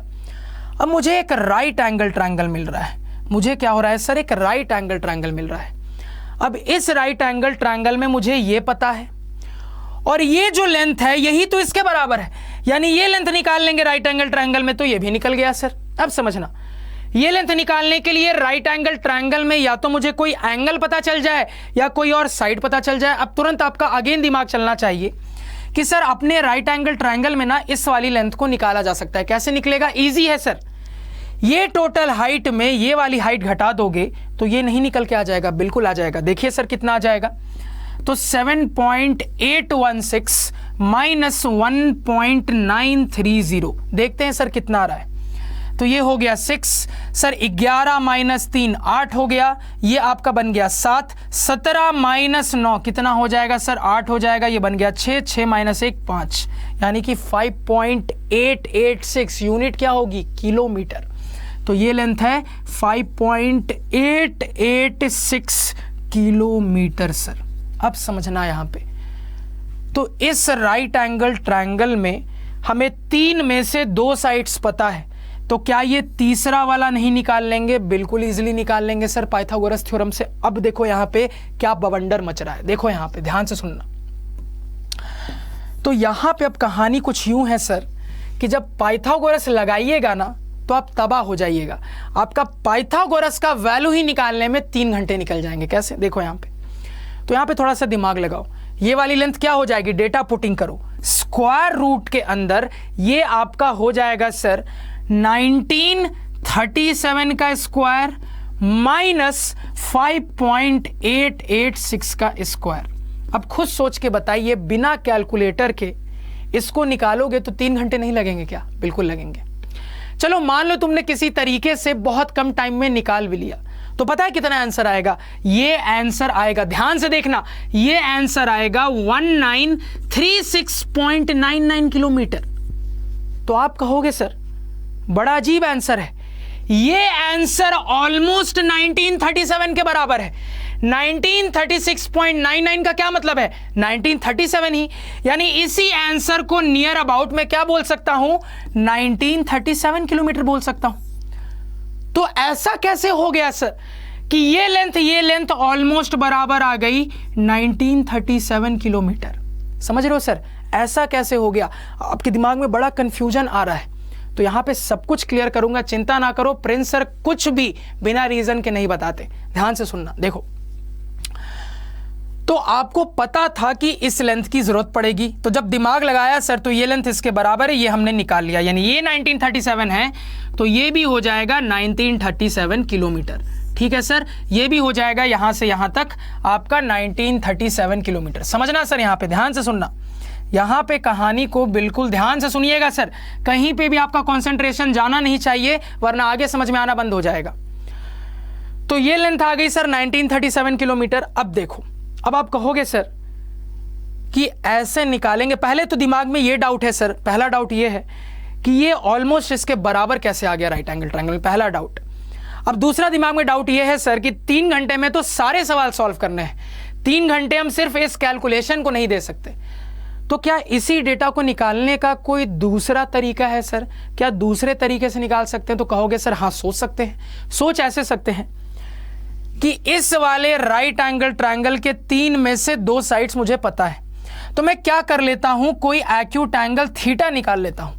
एक बार थीटा आ गया तो फिर से टी रेशियो लगा के ये वाली लेंथ भी निकाल लूंगा। लेकिन सर ये वाला मेथड काम तो तब करेगा जब जाना पहचाना थीटा है। सर हर थीटा के लिए मुझे वैल्यू याद नहीं होती, हमें सिर्फ बेसिक एंगल्स के लिए वैल्यू याद होती है, जैसे कि 0 डिग्री, 30, 45, 60, 90। हर एंगल के लिए वैल्यू याद नहीं होती, तो कोई गारंटी नहीं है सर कि ये जो थीटा आएगा ये हम निकाल ही ले, क्योंकि अगर जानी पहचानी वैल्यू है तब तो थीटा आ जाएगा, वरना थीटा आएगा नहीं सर। यानी एक और मेथड दिखा तो सही सर, लेकिन ये मेथड भी फेल होने के चांसेस हैं। और कोई तरीका है सर तो समझना, यहां पे एक लॉजिक है, इस लॉजिक पे सोच पाए ना तो आप आधे मिनट में ये वाले आंसर पे पहुंच सकते हो। अब क्या लॉजिक है, इस लॉजिक को ध्यान से सुनना, ये लॉजिक समझना आपके लिए बहुत जरूरी है, तो इस लॉजिक को थोड़ा ध्यान से सुनना। बार बार कह रहा हूं, इस लॉजिक को समझना जरूरी है, तो लॉजिक को ध्यान से सुनना क्या है। देखो, फिलहाल के लिए ये जो डेटा आया है इसको ऐसे ही रहने देते हैं, और इस डेटा के लिए ना एक्चुअली फिगर बनाते हैं। तो इस डेटा के लिए अगर आप एक्चुअली फिगर बनाओगे ना तो कुछ बहुत इंटरेस्टिंग आपको ऑब्जर्व होगा। ध्यान से सुनना, इस डेटा के लिए एक्चुअली फिगर बनाओगे, अगर आप इस वाले ट्रायंगल को बनाने की कोशिश करोगे ना एक्चुअली में, तो कुछ बहुत इंटरेस्टिंग दिखेगा। क्या दिखेगा समझना, देखो समझो, थोड़ा सा सोचो मेरी बात पे। सर ये वाली लेंथ 4 डिजिट में है 1937, और ये जो हाइट है ये सिंगल डिजिट में है 7, चलो नियरली 8 बोल देता हूं इसको, और ये नियरली 2। समझना यहां पे कितना फर्क है डेटा में। ये 4 डिजिट का डेटा है और ये डेटा सिंगल डिजिट का है। यानी अगर एक्चुअली इसको डायग्राम में रिप्रेजेंट करेंगे तो कैसा ट्रायंगल बनेगा समझना। यानी ये डिस्टेंस तो बहुत ज्यादा है सर, यानी ये कुछ इस तरीके से बनेगा सर, कुछ इस तरीके से बनेगा। समझना यहां पे, इसके लिए थोड़ा सा इसको रब कर देता हूं, यहां पे कुछ इस तरीके से बनेगा। समझना सर, बहुत इंटरेस्टिंग कंसेप्ट सिखा रहा हूं, ये कंसेप्ट आपको जेई लेवल तक काम आएगा। देखो, तो ये कुछ इस तरीके से लेंथ है, बहुत बड़ी लेंथ है, 4 डिजिट में है सर, बहुत बड़ी लेंथ है, बहुत ही ज्यादा बड़ी लेंथ है, ठीक, बहुत बड़ी लेंथ। तो इन लेंथ के दोनों कोनों पे मेरे पहाड़ हैं। अब ये 4 डिजिट में है, इसलिए मैंने इसको इतने बड़े लेंथ से रिप्रेजेंट किया। सर ये डेटा 1937 4 डिजिट में है, इसलिए इसको बड़ा रिप्रेजेंट किया। अब इसके कंपैरिजन में हाइट सिंगल डिजिट में है, तो 4 डिजिट अगर इतना बड़ा लेंथ है तो सिंगल डिजिट इतना सा हो जाएगा ना सर, इतना सा हो जाएगा सर। यानी एक पहाड़ ऐसा कुछ और एक पहाड़ नियरली ऐसा कुछ, ठीक है सर, नियरली ऐसा कुछ। मान लो मैं थोड़ी देर के लिए इसको यही डॉट से ही रिप्रेजेंट कर देता हूं, थोड़ी देर के लिए, इतना छोटा है कि नियरली डॉट से ही। समझ रहे हो ना बात को सर, 4 डिजिट का डेटा, सिंगल डिजिट का डेटा, तो इसी तरीके का एक्चुअली फर्क आएगा ना फिगर में। अब यहां पे जब आप अपना राइट एंगल ट्रायंगल कंप्लीट करके देखो क्या होता है, राइट एंगल ट्रायंगल कंप्लीट करके देखो क्या होता है, क्या दिख रहा है। ऐसा फिगर बन रहा है सर, कुछ ऐसा फिगर बन जा रहा है, कुछ ऐसा फिगर बन जा रहा है। ये आपका राइट एंगल ट्रायंगल मिल रहा है। क्या दिख रहा है, ये जो थीटा है ये एकदम छोटू सा है, ये थीटा बहुत ज्यादा छोटू सा है, very small, very small theta है सर। अब देखो, अगर ये थीटा इतना छोटा है तो क्या फिगर में ही आपको ऐसा नहीं लग रहा है कि यार ये लेंथ और ये लेंथ तो ऑलमोस्ट बराबर है। यार यहां पे थीटा इतना छोटा है कि हाइपोटेनियस और बेस नियरली बराबर है, हाइपोटेनियस और बेस नियरली बराबर है। इतना थीटा छोटा है सर कि हाइपोटेनियस और बेस नियरली बराबर है। क्या आपको ये यहां पे नहीं दिख रहा है? बिल्कुल दिखना चाहिए सर, इसी वजह से ये डेटा नियरली सेम आ रहा था। तो अब आपको रीजन यहां पे मिल रहा है कि क्यों ये डेटा नियरली सेम आ रहा था। कैसे ऐसे राइट एंगल ट्रायंगल में हो गया कि हाइपोटेनियस और बेस नियरली इक्वल आ गए सर। कैसे ऐसा हो गया अब आपको यहां पे समझ में आ रहा होगा सर। समझिए, यहां तो डायग्राम सॉल्व करने के लिए आपको एक अच्छे से कॉम्पैक्ट डायग्राम दे दिया, लेकिन एक्चुअली डेटा के हिसाब से सोचोगे तो ये ट्रायंगल कुछ ऐसा बनेगा सर। तो क्यों ऐसा हुआ है? तो थीटा इतना ज्यादा छोटा हो गया ना कि आपका hypotenuse base nearly equal length का हो गया। ये क्लियरली मुझे अपने फिगर में ऑब्जर्व भी हो रहा है। यानी इस चीज को अगर मैं थोड़ा सा आपको यहां पे दिखाऊं तो समझना ध्यान से। अगर थीटा बहुत ज्यादा छोटा हो जाएगा तो कहानी कुछ ऐसी हो जाएगी सर, बिल्कुल ऐसी हो जाएगी। तो कहानी जब बिल्कुल छोटे थीटा के लिए ऐसी हो जाएगी तो इस राइट एंगल ट्रायंगल में थोड़ा सा आप समझिएगा, समझ में आपको यह आना चाहिए सर कि क्या आपको बेस और हाइपोटेनियस, ये वाला बेस और ये वाला हाइपोटेनियस बिल्कुल ऑलमोस्ट बराबर लेंथ का नहीं दिख रहा है, बिल्कुल दिखना चाहिए सर। तो यहां से अब एक बात याद रखिएगा, जेई लेवल तक काम आएगा। एक राइट एंगल ट्रायंगल में अगर थीटा बहुत ज्यादा छोटा होता है तो बेस हाइपोटेनियस नियरली बराबर लेंथ के आ जाते हैं। बिल्कुल ऐसा ही यहां पे हुआ है। इसी वजह से जब पाइथागोरस लगा के भी देखा तो ये लेंथ नियरली सेम निकल के आ गई, क्योंकि ये तो कॉम्पैक्ट फिगर है, यहां बहुत कुछ नहीं दिखेगा। एक्चुअल फिगर जब इमेजिन किया तो समझ में आया कि ये थीटा एक्चुअली में बहुत ही ज्यादा छोटा है। इसी वजह से मेरे राइट एंगल ट्रायंगल में हाइपोटेनियस और बेस नियरली इक्वल लेंथ के आ गए हैं सर। अब देखो ये सवाल क्यों खास हो जाता है। अब ये जो मैंने आपको एक्सप्लेनेशन बताया ना कि क्यों ये वाली लेंथ 1937 किलोमीटर आती है, कैसे आती है, ये कहीं पे भी सॉल्यूशन में नहीं बताया गया है। हर जगह सीधे सॉल्यूशन में ये मान लिया गया है कि ये जो डिस्टेंस है वो ये वाली डिस्टेंस है। अरे भैया जमीन आसमान का फर्क है। ये है पीक्स के बीच की डिस्टेंस, यहां पे बात हो रही है माउंटेन्स के बीच के डिस्टेंस की। हर जगह सॉल्यूशन देखोगे तो क्या किया है सॉल्यूशन देने वालों ने, ये लेंथ ऐसे ही बोल दिया है सेम है, यानी उन्होंने पीक्स वाली डिस्टेंस को ना माउंटेन के बीच वाली डिस्टेंस ऐसे ही मान लिया है, कोई रीजन नहीं, कुछ भी नहीं बताया। लेकिन आपको एग्जाम में ऐसा नहीं करना है। आप क्या करोगे सर, पाइथागोरस मत लगाना, आप सिंपली ऐसा लिख देना कि in this right angle triangle, इस राइट एंगल ट्रायंगल का कुछ नाम दे देना, theta is very small and hence in this right angle triangle hypotenuse AP is nearly equal to this length which is equal to 1937 kilometre. ऐसे करके आप बताओगे ये वाली लेंथ 1937 आती है। तो उम्मीद करूंगा यहां तक की कहानी समझ में आए। देखो ये एक सवाल अपने आप में कितना सारा कंसेप्ट लेके रखा है, आपके ऑफिशियल क्वेश्चन बैंक का सवाल है, कहीं पे भी अच्छे तरीके से सवाल को एक्सप्लेन नहीं किया गया है, लेकिन आपको मैं कर रहा हूं क्योंकि ये सवाल एग्जाम में आ सकता है सर। अब देखो, अब आपने ये वाली लेंथ पता कर ली सर 1937 किलोमीटर, और आपको पता है ये और ये बराबर है, यानी कि ये कितना हो जाएगा, इसका आधा, ये भी कितना हो जाएगा, इसका आधा, यानी ये लेंथ भी बोल दोगे सर 1937/2 किलोमीटर, और ये वाली लेंथ भी बोल दोगे सर 1937/2 किलोमीटर। तो ये दोनों लेंथ भी हमने बाई पार्ट्स निकाल ली। इतना समझने में कोई दिक्कत नहीं होनी चाहिए सर। क्लियर है, पूरे फिगर की एनालिसिस, पूरे फिगर की कहानी बिल्कुल क्लियर होनी चाहिए। फटाफट पहले इतनी कहानी नोट डाउन करो, मैं थोड़ा सा साइड हो रहा हूं। तो सभी ने कहानी नोट डाउन कर ली, तो सब कुछ यहां पे हमें समझ में आ गया, डिकोड हो गया। अब आ सकते हैं अपने सवालों पे और बारी बारी से सवाल देखते हैं। सबसे पहले सवाल नंबर 1 क्या पूछा जा रहा है सर, तो distance of the satellite from the top of Nanda Devi is. देखो समझना, यहीं पे सवाल ऐसे भी पूछा जा सकता था कि distance of the satellite from the top of the mountain which lies in Uttarakhand, ऐसे भी पूछा जा सकता था। तो अगर आप शुरुआत में डिकोड करके नहीं रखते कि किस स्टेट में कौन सा माउंटेन है तो आप अटक सकते थे सर सवाल में। तो यहां पे तो सवाल बड़ा सिंपल तरीके से बोल दिया कि आपके सैटेलाइट और नंदा देवी के पीक के बीच की डिस्टेंस क्या है। आपके सैटेलाइट और नंदा देवी माउंटेन के चोटी के बीच की डिस्टेंस पूछी जा रही है। तो डायग्राम आपके आंखों के सामने है सर, इसी डायग्राम को मैंने यहां पे रिप्रेजेंट कर दिया है सर।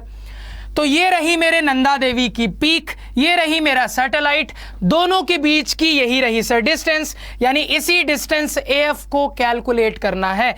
तो इस AF को मान लो मैं कुछ x कह देता हूं सर यहां पे। अब देखो कैसे कैलकुलेट करेंगे, लगाओ दिमाग।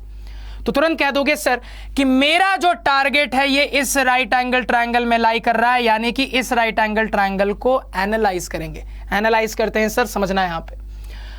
तो इस वाले राइट एंगल ट्रायंगल में ये वाली लेंथ मुझे पता है सर, क्योंकि ये लेंथ इसके बराबर है और ये है 1937/2 किलोमीटर सर। ये लेंथ कितनी है, ये लेंथ बराबर है सर 1937/2 किलोमीटर। तो इस राइट एंगल ट्रायंगल में ये वाली लेंथ पता है, ये वाली लेंथ निकालनी है, एंगल भी पता कर सकते हैं इस एंगल ऑफ डिप्रेशन की मदद से। तुरंत कह देंगे सर ये भी हॉरिजॉन्टल, ये भी हॉरिजॉन्टल, यानी ये आपस में हो जाएंगे पैरेलल। ये हो गया ट्रांसवर्सल, यानी कि सर ये एंगल इसके बराबर, ये भी 30 डिग्री हो गया sir. Alternate interior angles are equal. तो इस राइट एंगल ट्रायंगल में एंगल पता है, एक साइड पता है, बचा हुआ साइड नहीं निकाल सकते, इजीली निकाल सकते हैं, निकालते हैं सर।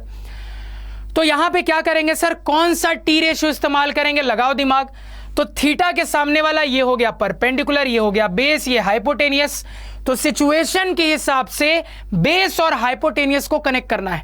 बेस हाइपोटेनियस को कॉस या फिर सेक कनेक्ट करता है। मान लो मैं कॉस ले लेता हूं, तो कॉस ले लूंगा तो कॉस ऑफ एंगल क्या है 30 degree, cos 30 degree base by hypotenuse. Base है सर यहां पे 1937 डिवाइडेड बाई 2 डिवाइडेड बाई आपका हाइपोटेनियस क्या है सर x। इसी x को निकालना है, क्रॉस मल्टीप्लाई कर लेते हैं, x को इधर बुला लेते हैं, cos 30 को इधर भेज देते हैं। x बराबर हो जाएगा sir 1937 by 2 whole divided by यहां पे cos 30 डिग्री।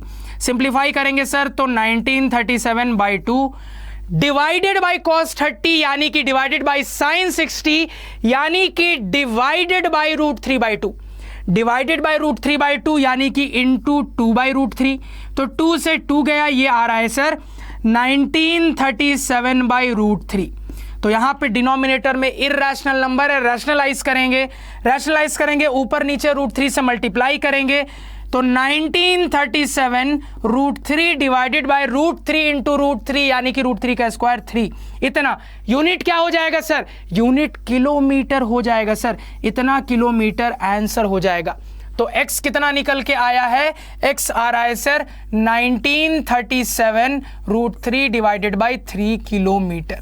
लेकिन सर ये तो ऑप्शन में दिख ही नहीं रहा है, ऑप्शन में तो डेसिमल में आंसर है सर, यानी डेसिमल में निकालना पड़ेगा। तो यहां पे जब आप डेसिमल में निकालोगे, अच्छे तरीके से सॉल्व करोगे, तो इसको कैलकुलेट करने के बाद ये आपका आंसर निकल के आएगा 1118.29 किलोमीटर, यानी कि ये आपका आंसर हो जाएगा। यानी कि सवाल जो हमसे पूछ रहा था कि नंदा देवी की चोटी और सैटेलाइट के बीच की क्या दूरी है, तो हम कह देंगे सर यही मेरे नंदा देवी माउंटेन की चोटी और सैटेलाइट के बीच की दूरी है, जो कि है 1118.29 किलोमीटर। फटाफट कहानी नोट डाउन कर लीजिए। यहां पे थोड़ा सा साइड हो जाता हूं, नोट डाउन कर लो सर फटाफट। यहां पे क्लियर हो गई सर, इजी सवाल, बिल्कुल मजा आया बनाने में। नेक्स्ट सवाल पे चलते हैं। अब देखो यहां पे नेक्स्ट सवाल क्या है सर, तो यहां पे आंसर वेरीफाई कर लो। आंसर ए होगा सर, ये रहा हमारा नेक्स्ट सवाल। इसको सॉल्व करते हैं। क्या पूछा जा रहा है, तो the distance of the satellite from the top of Mullayanagiri. ठीक है सर, तो यहां पे मुझसे क्या पूछा जा रहा है कि हमारा जो मुल्यानगिरी माउंटेन है, इसका जो चोटी है, इसका जो पीक है, इसका जो टॉप है, इस टॉप की सैटेलाइट से क्या दूरी है। तो टॉप की सैटेलाइट से क्या दूरी है सर, ये वाली दूरी है PF। इसी PF को कैलकुलेट करना है। इस PF को मान लो कुछ y बोल देते हैं सर, y बोल दिया। अब देखो यहां पे तो PF मेरा y हो गया। मेरा टारगेट जो है सर, जो मुझे कैलकुलेट करना है, ये किस राइट एंगल ट्रायंगल में लाई कर रहा है, कह दोगे सर इस वाले राइट एंगल ट्रायंगल में लाई कर रहा है, यानी कि इस राइट एंगल ट्रायंगल को एनालाइज करेंगे। अब ये वाली लेंथ पता है सर, ये इसके बराबर, यानी कि ये भी हो जाएगा 1937 बाई 2 किलोमीटर। अगेन एंगल निकाल लेंगे सर इसी तरीके से। सर ये इसके पैरेलल हो गया, ये हो गया transversal, alternate interior angle sir equal, ये 60 डिग्री है तो ये भी 60 डिग्री हो जाएगा। तो इस राइट एंगल ट्रायंगल में मेरे चर्चित साइड्स क्या क्या है समझना। थीटा के सामने वाला ये परपेंडिकुलर, ये बेस, ये हाइपोटेनियस। यहां पे भी बेस और हाइपोटेनियस चर्चा में आ रहे हैं, यानी कॉस या फिर सेक। कॉस का इस्तेमाल करते हैं, कॉस का इस्तेमाल करेंगे तो कह देंगे cos 60 डिग्री बराबर बेस बाई हाइपोटेनियस। बेस हो गया sir 1937 by 2 divided by hypotenuse, जो कि मुझे कैलकुलेट करना है y। क्या करते हैं, इसको उधर भेज देते हैं, इसको इधर बुला लेते हैं सर। तो y बराबर क्या हो जाएगा, y बराबर हो जाएगा 1937 बाई 2 डिवाइडेड बाई cos 60, नीचे आ जाएगा cos 60 डिग्री सर। इसी को सिंप्लीफाई कर लेना है, करते हैं। 1937/2 डिवाइडेड बाई cos 60, यानी कि डिवाइडेड बाई sin 30, sin 30 होता है 1/2, यानी कि डिवाइडेड बाई 1/2, यानी कि इंटू 2, 2 से 2 गया, आंसर आ रहा है 1937। यूनिट क्या हो जाएगी सर? किलोमीटर में हो जाएगी। तो यहां पे आंसर क्या बोल देंगे? 1937 किलोमीटर आंसर बोल देंगे। यानी कि सवाल हमसे पूछ रहा था कि मुल्यांगिरी की चोटी और सैटेलाइट के बीच की क्या दूरी है, तो कह देंगे यही वो दूरी है, और ये दूरी आ रही है 1937 किलोमीटर। फटाफट नोट डाउन कर लीजिए, थोड़ा सा साइड हो जा रहा हूं सर। क्लियर है? आंसर भी वेरीफाई कर लेते हैं। तो यहां पे अगर आंसर को वेरीफाई कर लें तो दिख भी रहा है सर 1937 किलोमीटर हमारा आंसर है। तो ये हो गया दूसरा सवाल। अब चलते हैं तीसरे सवाल पे। ये रहा तीसरा सवाल, इसको सोचिए सर वीडियो पॉज करके। तो क्या पूछा जा रहा है sir? Distance of the satellite from the ground. तो ये रहा ग्राउंड, ये रहा सैटेलाइट। तो सैटेलाइट की ग्राउंड से क्या डिस्टेंस है, क्या दूरी है? कह दोगे सर यही वाली दूरी है, यानी कि घुमा फिरा के एच आपसे पूछ रहा है सर, यही एच आपसे पूछी जा रही है सर। यानी कि सवाल खेल सकता था, इतना बोल के सीधे बोल देता, ये नहीं बोल के सीधे बोल देता फाइंड एच, फाइंड एच। अब शुरुआत में ही हमने देख लिया था एच क्या है सर। तो सवाल कैसे भी फंसा सकता है, फंसना नहीं है सर। एच नहीं निकाल सकते इजीली, कैसे निकालेंगे? लगाओ दिमाग सर। तो आपको यहीं पे दिख रहा है सर कि ये जो पूरी हाइट निकालनी है, इस पूरी हाइट में से इतनी दूर की हाइट तो पहले से पता है, क्योंकि ये इसके बराबर है सर, ये इसके बराबर है सर। तो इतनी दूर की तो पहले से हाइट पता है, ये है 7.816 किलोमीटर, ये पहले से हाइट पता है सर। यहां पे बचा क्या? ये वाला हाइट निकालना बचा, ये निकाल लेंगे, काम हो जाएगा। कैसे निकालेंगे ये भी क्लियर है सर। ये जो हाइट निकालना है ये इस वाले राइट एंगल ट्रायंगल में लाई कर रहा है, इसको मान लो कुछ z बोल देते हैं सर यहां पे। तो इस राइट एंगल ट्रायंगल में ये 30 है, ये 30 डिग्री यहां पे हो जाएगा, ये हो जाएगा 1937/2 किलोमीटर का सर यहां पे। तो इसमें क्या लगा लेते हैं? टी रेशो लगा लेते हैं। कौन सा टी रेशो काम का होगा सर यहां पे? तो कह दोगे सर यहां पे जो चर्चा हो रही है थीटा के सामने वाला परपेंडिकुलर और बेस पे हो रही है। तो परपेंडिकुलर और बेस पे चर्चा कौन करता है? टैन करता है सर।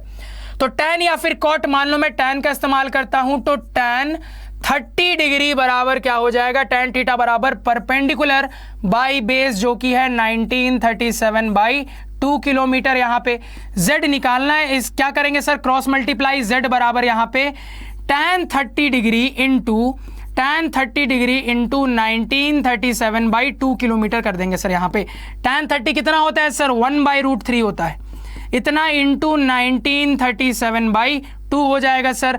डिनोमिनेटर में इररेशनल नंबर रैशनलाइज करेंगे सर, ऊपर नीचे √3 से मल्टीप्लाई करेंगे तो ऊपर हो जाएगा 1937√3, नीचे क्या हो जाएगा? √3 इंटू √3 का स्क्वायर यानी कि 3, और 3 इंटू 2 यानी कि 6, यानी कि इतना। यूनिट क्या हो जाएगी? Kilometre sir. ठीक है सर। तो ये लेंथ निकल के आ गई, लेकिन आंसर देखिए, आंसर तो सब कुछ यहाँ पे डेसिमल वेसिमल में है सर। क्या करना पड़ेगा? इसको भी डेसिमल में चेंज करना पड़ेगा, क्योंकि ये तो ऑलरेडी डेसिमल मुझे पता है सर। तो इसको डेसिमल में चेंज करोगे तो ये आपका निकल के आएगा 559.14 किलोमीटर। ये आपका निकल के आएगा 559.14 किलोमीटर। तो ये भी निकल के आ गया। तो सैटेलाइट की हाइट क्या बोल देंगे? सैटेलाइट की हाइट हो जाएगी सर ये z प्लस ये वाली हाइट, यानी कि 559.14 प्लस आपका ये वाली हाइट हो गई 7.816, इतना किलोमीटर। सिंप्लीफाई करोगे तो कितना निकल के आएगा सर? सिंप्लीफाई करके यहां पे देखते हैं। तो 559.14 और उसके बाद 7.816 यानी कि सर ऐड करेंगे तो ये हो गया 6, ये हो गया 5, ये हो गया 9 सर। यहाँ पे 9 + 7 16 का 6, यहाँ 1 यानी कि 6, 566.956 राउंड ऑफ करोगे तो 566.96 इतना किलोमीटर। तो ऑप्शन में कहीं पे 566.96 दिख रहा है, बिल्कुल दिख रहा है sir. Option number B correct answer हो जाएगा। चेक करके देखते हैं सर। तो यहां पे दिख भी रहा है option number B correct answer है। फटाफट नोट डाउन कर लो, थोड़ा सा साइड हो रहा हूं। अब आते हैं नेक्स्ट सवाल पे। ये रहा सर नेक्स्ट सवाल, इसको पढ़ के सॉल्व करने की कोशिश करते हैं। क्या है सवाल? देखो यहां पे सवाल कह रहा है कि what is the angle of elevation if a man is standing at a distance of 7816 metre from Nanda Devi. तो सर एंगल ऑफ एलिवेशन पे बात हो रही है, किस तरीके से? तो बोला जा रहा है सर कि एक इंसान है जो कि नंदा देवी से इतनी दूरी पे खड़ा है। सर एक इंसान है जो कि नंदा देवी पर्वत से इतनी दूरी पे खड़ा है। तो ये रहा सर हमारा नंदा देवी पर्वत। अब ये जो इंसान है सर ये इतनी दूरी पे है। अब आपके दिमाग में डाउट आएगा, सर ये जो दूरी है ये हम नंदा देवी से इस तरफ कंसीडर करें या इस तरफ? तो जवाब होगा आपकी मर्जी है। आप चाहो तो ये दूरी इस तरफ भी कंसीडर कर सकते हो या फिर आप चाहो तो इस तरफ भी। अब बुद्धिमानी किसमें है खुद ही बताओ। तो कहोगे सर इधर कंसीडर करेंगे तो फिगर कॉम्प्लिकेटेड हो जाएगा, गंदा हो जाएगा। बुद्धिमानी इस चीज में है कि इस डिस्टेंस को इधर मानते फिगर साफ सुथरा रहेगा सर। तो कितनी दूरी पे बोल रहा है? 7816 मीटर। अब देखो मीटर में कहानी है। अब मैंने आपको क्या बोला था सर कि जब सब कुछ किलोमीटर में चल रहा है पूरे फिगर में, इस डेटा को भी किलोमीटर में बदलिए, डिवाइडेड बाई 1000 कर दोगे, डिवाइडेड बाई 1000 करोगे तो ये हो जाएगा 7.816 किलोमीटर। तो इतना किलोमीटर इधर बना लीजिए, यहां कहीं मान लो होगा, यहीं कहीं पे मेरा आदमी खड़ा है, ये डिस्टेंस है 7.816 किलोमीटर। ये दूरी निकाल ली सर, यहां पे यहीं पे मेरा आदमी खड़ा है। अब देखो सर आदमी को हाइट से रिप्रेजेंट करना है क्या? नहीं सर, क्योंकि आदमी के हाइट के बारे में बात ही नहीं हुई है। यानी कि मेरा जो आदमी है ये एक पॉइंट से रिप्रेजेंट होगा। अब कहानी क्या है? तो मुझे एंगल ऑफ एलिवेशन निकालना है। तो ऑब्वियस सी बात है एंगल ऑफ एलिवेशन कब निकल रहा है सर? जब ये आदमी देख रहा है, किसको देख रहा है? नंदा देवी को देख रहा है। अब आप पूछ सकते हो सर सवाल ने तो क्लियर नहीं किया है कि मेरा जो ऑब्जर्वर है ये नंदा देवी को चोटी पे देख रहा है या बीच में देख रहा है या थोड़ा नीचे देख रहा है या बिल्कुल नीचे देख रहा है। तो कहां देख रहा है सवाल ने बताया ही नहीं, तो कैसे एंगल ऑफ एलिवेशन पता करें? अगेन इस डाउट का भी एक्सप्लेनेशन दे चुका हूं। मैंने आपको सिखाया था कभी भी किसी सिचुएशन में किसी स्ट्रक्चर के लिए एंगल ऑफ एलिवेशन पे बात हो और ये बोला नहीं जाए कि उस स्ट्रक्चर को कहां देखा जा रहा है, तो डिफॉल्ट तरीके से ये मान के चलते हैं, ये अज्यूम करके चलते हैं कि स्ट्रक्चर को बिल्कुल टॉप पे, बिल्कुल पीक पे देखा जा रहा है। तो सवाल ने नहीं बोला है, लेकिन अपने कंसेप्ट के हिसाब से ये मान के चलेंगे कि ये जो भाई साहब है ये नंदा देवी को पीक पे, टॉप पे देख रहे हैं। तो अब मुझे अपना लाइन ऑफ साइट मिल गया। क्या हो जाएगा सर? तो ये ऑब्जर्वर, ये हो गया मेरा ऑब्जेक्ट, इनको ज्वाइन कर लेंगे तो लाइन ऑफ साइट मिल जाएगा। लाइन ऑफ साइट मिल गया सर। और ये मेरा ऑब्जर्वर है, यानी कि ये ऑब्जर्वर की आंखें, यानी कि अब ये हॉरिजॉन्टल का काम कर रही है। तो हॉरिजॉन्टल और लाइन ऑफ साइट के बीच में बनने वाला एंगल ऑफ एलिवेशन होता है सर। तो यही मेरा एंगल ऑफ एलिवेशन हो गया। और सवाल यही एंगल ऑफ एलिवेशन मुझसे पूछ रहा है, इसको मान लो थीटा मान लेते हैं। थीटा नहीं निकाल सकते, इजिली निकाल सकते हैं सर। कह दोगे इस राइट एंगल ट्रायंगल में खेल कर देना है। कैसे खेल करेंगे? देखो तो ट्रायंगल में क्या दिख रहा है सर? तो ये थीटा यानी ये सामने वाला परपेंडिकुलर, ये बेस, ये हाइपोटेनियस। तो इस राइट एंगल ट्रायंगल में जो गिवन डेटा है सर ये परपेंडिकुलर और बेस के फॉर्म में है। तो पी बी को कनेक्ट करने वाला कौन सा टी रेशियो होता है? टैन या कॉट होता है। मान लो मैं टैन उठाता हूं, तो टैन उठाऊंगा सर तो कह दूंगा टैन थीटा बराबर P बाई बी। परपेंडिकुलर है 7.816 किलोमीटर, बाई बेस भी यही है सर 7.816 किलोमीटर। कट गया सर 1 टाइम्स में, तो टैन थीटा आपका हो गया 1। तो बेसिक एंगल वाला टेबल याद है। टैन थीटा कब 1 होता है? जब थीटा 45 डिग्री के बराबर होता है सर। तो थीटा आ गया 45 डिग्री, यानी कि सिचुएशन में मेरा एंगल ऑफ एलिवेशन हो गया सर 45 डिग्री, यानी कि option number B correct answer हो जाएगा। चेक करके देखते हैं सर यहाँ पे। तो चेक करेंगे तो दिख भी रहा है सर बी राइट आंसर है। फटाफट नोट डाउन करिए। क्लियर है सर कहानी? अब अपने केस बेस्ड के आखिरी सवाल पे चलते हैं। इस तगड़े केस बेस्ड में लास्ट क्वेश्चन पे आ जाते हैं। क्या सवाल है पढ़ते हैं। सवाल कह रहा है इफ अ माइलस्टोन, माइलस्टोन क्या होता है सर? मील का पत्थर। आपने देखा होगा सर कि जब हम किसी हाईवे पे निकलते हैं तो हाईवे के साइड में आपको बीच बीच में इस तरीके से कुछ पत्थर लगे हुए मिलते हैं जहां पे लिखा रहता है मान लो इंदौर 5 किलोमीटर अवे या फिर सर मुंबई 100 किलोमीटर अवे। तो यही होते हैं हमारे माइलस्टोन सर, जिसको मील का पत्थर भी कहते हैं। तो एक माइलस्टोन है, it is very far away from, बहुत दूर है ये माइलस्टोन। कहां से दूर है सर? तो milestone very far away from makes 45 degree to the top of Mullayanagiri mountain. यानी कि एक माइलस्टोन है सर जो कि मुल्यानगिरी माउंटेन से बहुत दूर है।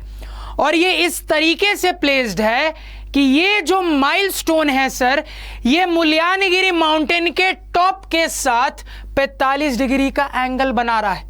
तो अब सवाल आपसे पूछ रहा है कि बताइए माउंटेन और माइलस्टोन के बीच की डिस्टेंस क्या होगी। ध्यान से सुनना, पहले आधे लाइन को डिकोड करते हैं। तो एक माइलस्टोन है जो कि मुल्यानगिरी माउंटेन से इतनी दूर है सर, तो बहुत दूर है, कितनी दूर है नहीं पता है। तो यहां पे समझना बात को, ये रहा सर मुल्यानगिरी माउंटेन। अब इससे बहुत दूरी पे हमें अपना मील का पत्थर बनाना है, ठीक है सर। अब मुद्दा ये है, तो इससे दूरी पे मील का पत्थर इधर बनाए सर या फिर इधर बनाए ग्राउंड पे।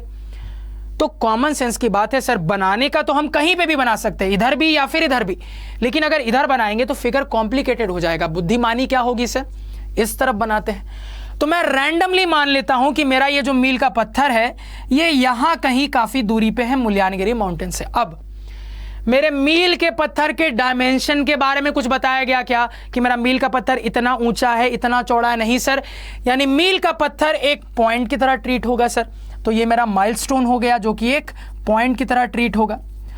तो ये रहा सर माइलस्टोन और ये रहा मेरा मुल्यानगिरी माउंटेन और ये रहा मेरा मुल्यानगिरी का टॉप। अब समझना, सवाल में ना लास्ट लाइन में कंफ्यूज करने की कोशिश है। बोला जा रहा है कि मील का पत्थर और पहाड़ के बीच की दूरी बताइए। अब कहोगे सर कौन सा पहाड़, क्लियर ही नहीं किया गया है।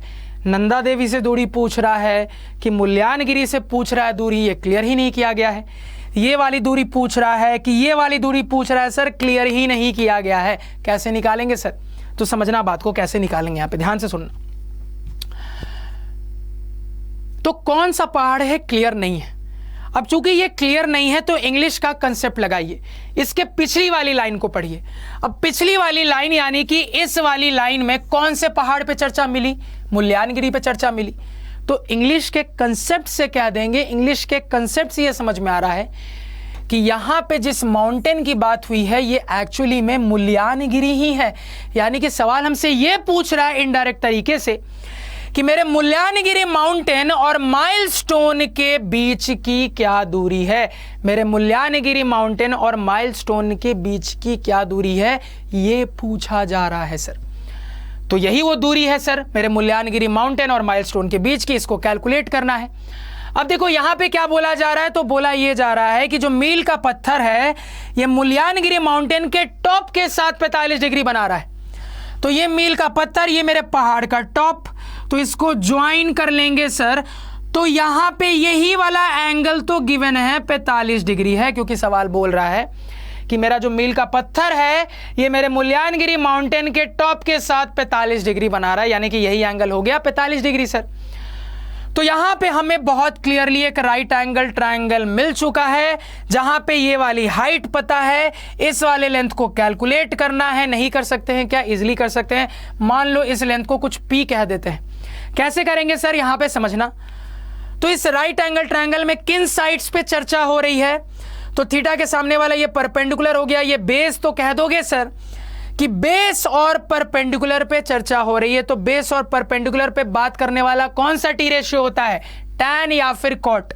मान लो मैं टैन को कंसीडर करता हूं, तो टैन थीटा यानी कि टैन 45 डिग्री बराबर परपेंडिकुलर है 1.93 किलोमीटर डिवाइडेड बाय बेस, तो मुझे कैलकुलेट ही करना है जिसको मैंने p माना है। तो टैन 45 1 होता है, 1 बराबर 1.93 बाई p, क्रॉस मल्टीप्लाई करेंगे, p बराबर 1.93 किलोमीटर। 1.93 किलोमीटर आपका p हो जाएगा। अब ऑप्शन में कहीं पे भी 1.93 किलोमीटर नहीं दिख रहा है, लेकिन एक ऑप्शन मिलता जुलता मीटर में दिख रहा है। कन्वर्ट करके देखते हैं सर। किलोमीटर को मीटर में कन्वर्ट करेंगे, क्या करेंगे सर, 1000 से मल्टीप्लाई कर देंगे।